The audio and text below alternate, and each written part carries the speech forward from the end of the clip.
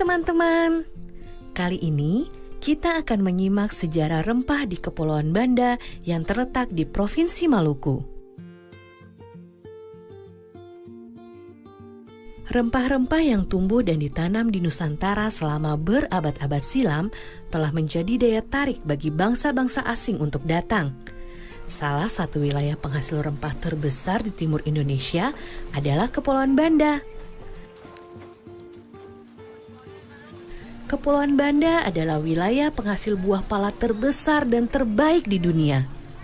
Sejak abad ke-13, pala telah dibudidayakan oleh masyarakat Banda. Kemajuan perkembangan perdagangan pala pada abad ke-15 membuat Banda semakin ramai dikunjungi oleh orang-orang asing dan perlahan menguatkan Banda sebagai pelabuhan rempah yang ramai.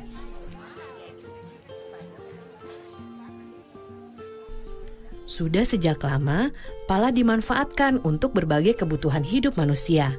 Pada abad ke-9, di Mesir dan India, pala digunakan sebagai pengawet jasad. Masih banyak lagi manfaat buah pala lainnya. Daging buah pala dapat dibuat sirup. Fuli atau kulit pembungkus biji pala dapat dimanfaatkan untuk membuat parfum, dan biji pala dimanfaatkan untuk obat-obatan, bumbu masak, kosmetik, dan minyak astiri. Berbagai manfaat buah pala inilah yang membuat bangsa Eropa sejak abad ke-16 berlomba-lomba datang ke Banda. Pada abad pertengahan, harga pala di pasar Eropa sangat mahal. Kalau dibandingkan dengan zaman sekarang, seperti gadget canggih yang harganya bisa puluhan juta rupiah. Tahukah teman-teman, kalau rempah-rempah Maluku telah dimanfaatkan sejak zaman Romawi. Pala dibawa ke Eropa oleh para pedagang Cina yang singgah di Maluku. Pala juga dibawa oleh para pedagang India melintasi Asia Tengah dan Asia Barat. Dari situlah kemudian pala tersebar ke berbagai penjuru dunia.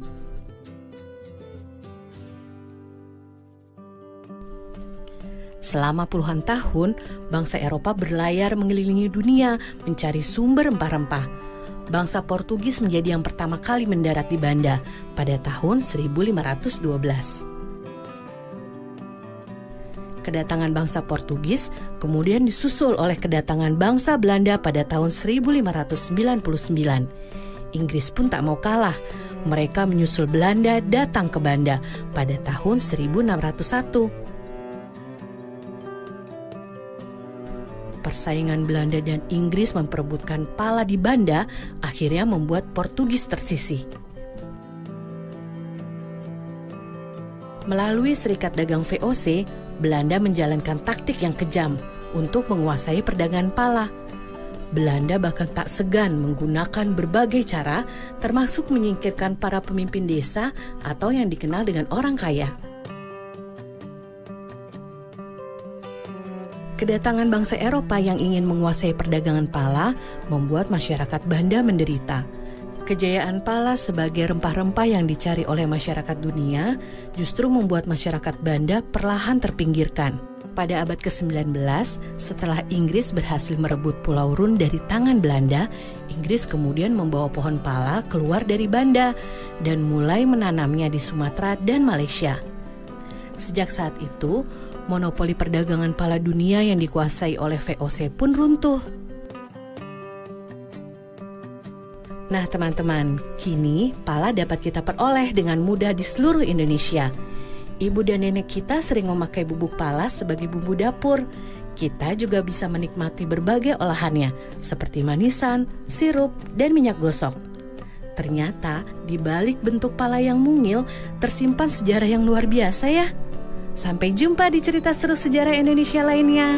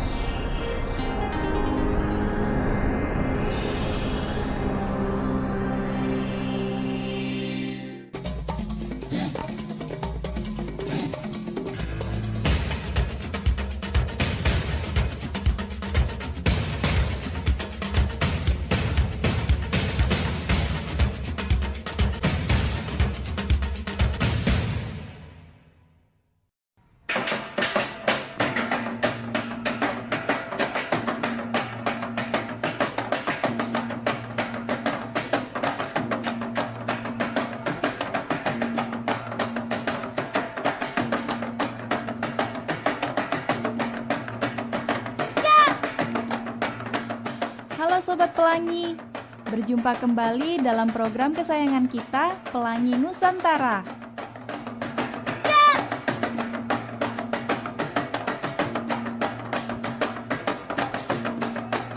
Sobat Pelangi, coba lihat teman-teman kita yang cantik ini. Mereka itu sedang menari apa ya?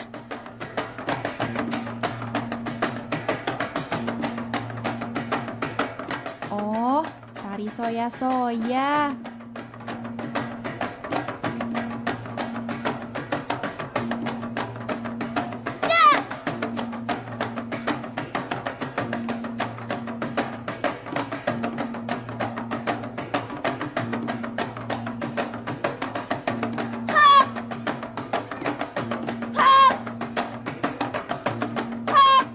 Tari soya-soya itu apa sih?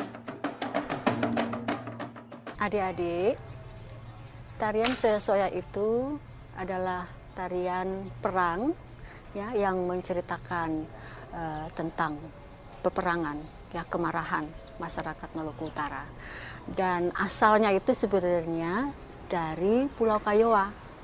Ya, Pulau Kayowa itu di salah satu pulau di Halmahera Selatan yang kemudian menyebar ke seluruh Maluku Utara. Oh, ternyata tari soya-soya itu berasal dari Maluku Utara. Aku ingin tahu deh, latar belakang atau sejarah adanya tari soya-soya ini. Waktu itu terciptanya itu secara spontan sebenarnya ya adik-adik. Pada saat masyarakat atau yang di sana di daerah Maluku Utara itu disebut dengan Balakusu Sekano-Kano. Ya, Balakusu Sekano-Kano itu artinya rakyat yang merasa marah mengetahui bahwa Sultan Babulah diculik kemudian dibunuh. Seperti itu sampai terciptanya tarian tersebut gitu.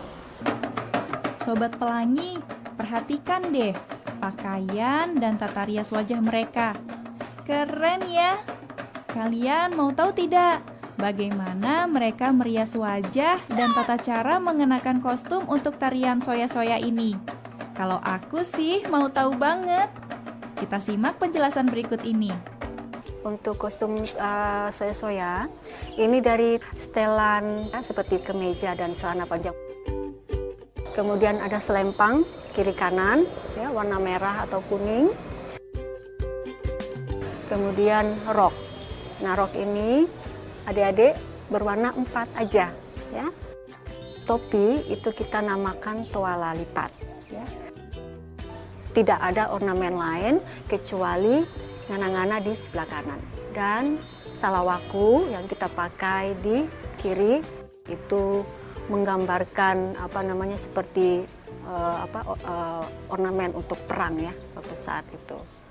Jadi tarian soya-soya karena laki-laki semua, kita tidak memakai make up. Di tarian soya-soya ini ada sekitar 12 gerakan dasar ya. Nah, tapi sampai sekarang itu kita belum ada namanya.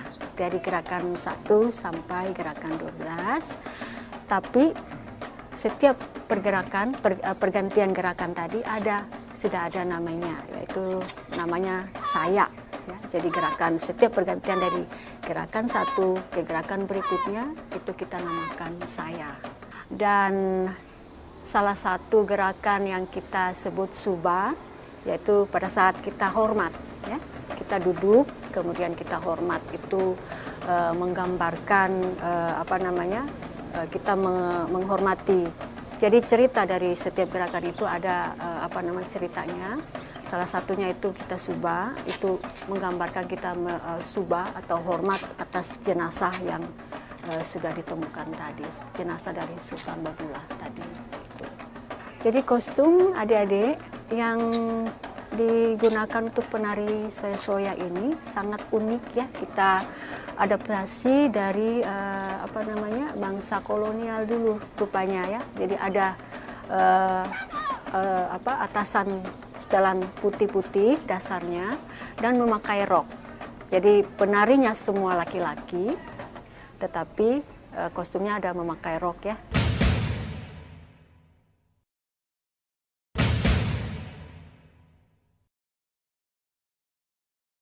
Sobat Pelangi, tadi kita sudah menyaksikan tata cara menggunakan kostum. Bagaimana kalau sekarang kita mempelajari gerakannya? Setuju? Simak yang berikut ini ya. Gerakan yang pertama, ayunkan ngana-ngana yang dipegang oleh tangan kanan ke depan dan ke belakang. Nah, salawaku yang ada di tangan kiri digerakkan, diayun ke kanan dan ke kiri. Seperti ini. Tu, wa, ga, 4, 5, 6, 7, 8.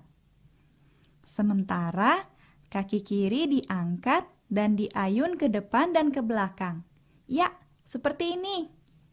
Tu, wa, ga, 4, 5, 6, 7, 8.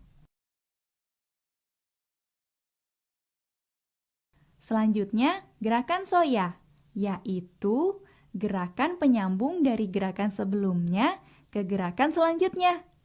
Caranya, posisi badan menghadap ke kanan, kaki kiri diangkat, lalu digerakkan mengayun ke depan, lalu ngana-ngana diayun ke depan. Gerakan berikutnya, kaki kanan melangkah ke samping kiri sebanyak 2 kali. Ngana-ngana diayun ke atas sebanyak 2 kali juga. Lalu, posisi badan menghadap ke arah kanan. Gerakan kaki dan tangan sama seperti sebelumnya. Seperti ini. Tu, wa, ga, 4, 5, 6, 7, 8. Gerakan selanjutnya. Posisi badan menghadap ke depan sedikit membungkuk. Kaki kiri diayun ke belakang dan ngana-ngana diayun ke depan. Salawaku menghadap ke atas di bawah ngana-ngana. Lalu ganti kaki kanan yang digerakkan ke belakang.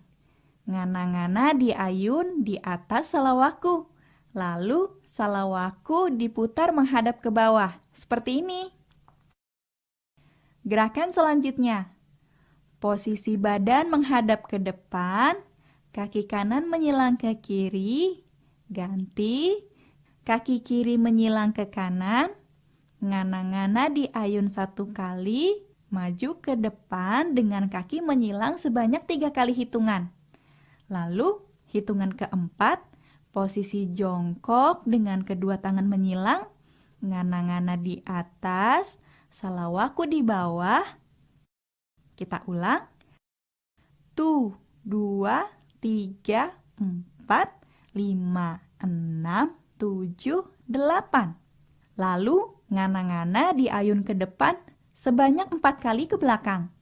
Seperti ini. Selanjutnya, dalam 4 kali hitungan, ngana-ngana diayun ke depan sambil berdiri perlahan-lahan. Lalu, posisi badan miring ke kanan sambil mengayunkan ngana-ngana ke arah belakang sebanyak 4 kali. Gerakan selanjutnya. Kaki kiri meloncat kecil ke depan, diikuti kaki kanan sambil mengayunkan ngana-ngana. Lalu, loncat kecil ke belakang sebanyak 3 kali. Ngana-ngana dan salawaku diayun ke arah pinggang. Seperti ini. Tu, wa, ga. Tu, wa, ga. Gerakan selanjutnya. Sama dengan gerakan sebelumnya. Setiap hentakan, kedua tangan diayun ke atas dan mempertemukan antara ujung ngana-ngana dan salawaku. Seperti ini ya. Tu, wa, ga. 4, 5, 6, 7, 8. Tu, wa, ga. 4, 5, 6, 7, 8. Gerakan selanjutnya, ayunkan kaki kanan dan kiri secara bergantian ke arah samping. Ngana-ngana dan salawaku berada di pinggang, seperti ini. Tu, wa, ga. 4, tu, wa, ga. 4. Gerakan selanjutnya, lari-lari kecil ke depan sebanyak 2 langkah diakhiri dengan kedua tangan mempertemukan ujung ngana-ngana dan salawaku. Lalu berputar ke belakang setengah lingkaran sambil mengayunkan ngana-ngana sebanyak 3 kali hitungan. Hitungan keempat, badan menghadap ke depan sambil terus meloncat, maju, mundur sebanyak 4 kali hitungan. Seperti ini.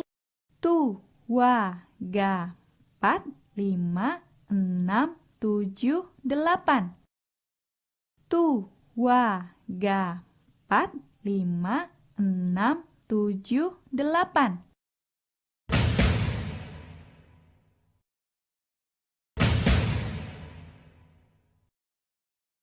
Gerakan selanjutnya.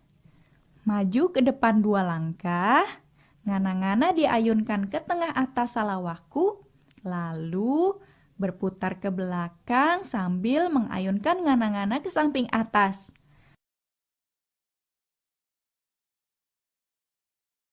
Tu, wa, ga. 4, 5, 6, 7, 8. Tu, wa, ga. 4, 5, 6, 7, 8. Gerakan selanjutnya. Kaki loncat ke depan dan ke belakang. Diikuti dengan ngana-ngana dan salawaku diayun ke depan dan ke belakang. Lalu balik kanan, loncat kecil dengan 4 kali hitungan. Seperti ini. Tu, wa, ga. 4, 5, 6, 7, 8. Tu, wa, ga. 4, 5, 6, 7, 8. Lanjut. Posisi badan menghadap ke kiri, silang ke kanan sebanyak 2 kali. Kaki kanan silang ke kiri sebanyak 2 kali sambil mengayunkan ngana-ngana. Seperti ini. Tu, wa, ga.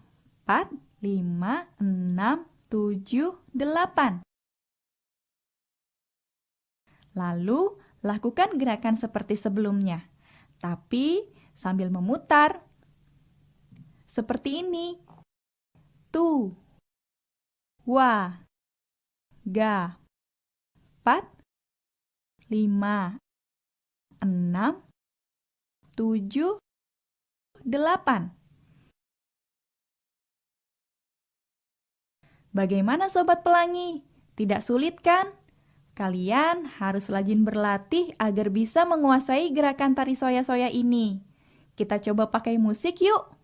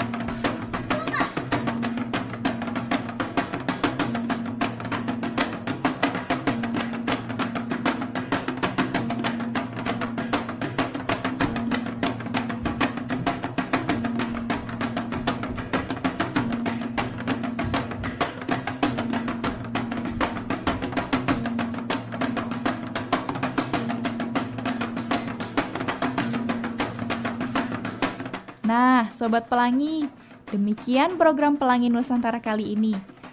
Sampai jumpa di episode selanjutnya.